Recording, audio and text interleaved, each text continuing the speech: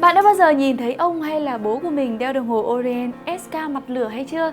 So với Seiko hay là Citizen là những hãng đồng hồ Nhật Bản đã đặt chân tới Việt Nam từ rất lâu rồi, thì Orient được ít người biết đến hơn do mới chỉ xuất hiện ở thị trường từ 10 năm trở lại đây. Nhưng mà ít ai biết rằng là Orient SK đã trở nên nổi tiếng ở Việt Nam từ những năm 70 và trở thành một món hàng xa xỉ. Orient SK đã đến Việt Nam theo chân những thương lái nông sản của Nhật vào những năm 70-80.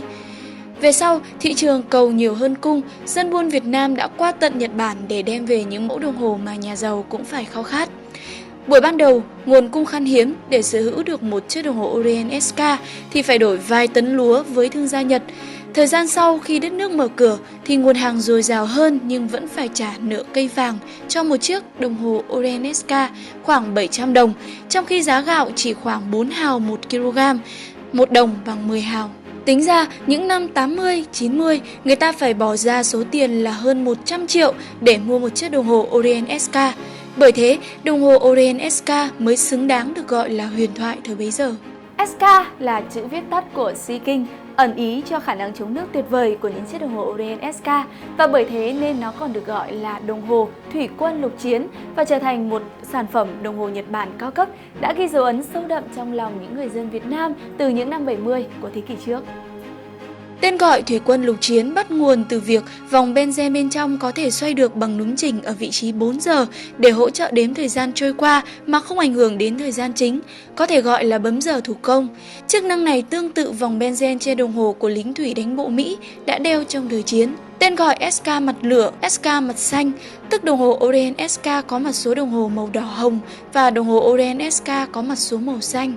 Đồng hồ Orient SK đã ngừng sản xuất trong một khoảng thời gian và mới chỉ được hồi sinh trong năm 2015 với giá cả phải chăng hơn rất nhiều. Chỉ với khoảng vài triệu đồng thì bạn đã có thể sở hữu một chiếc đồng hồ Orient SK có vẻ ngoài gần như giống hệt với huyền thoại Orient SK mặt lửa.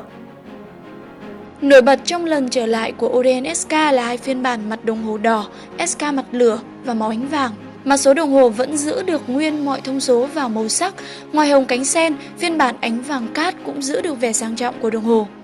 Vỏ thép không rỉ, kim dạ quang, ô cửa sổ hiển thị thông tin lịch ngày và thứ rõ nét. Dây được làm dày với cạnh dây bo tròn so với dây mỏng và dẹt của mẫu những năm 90.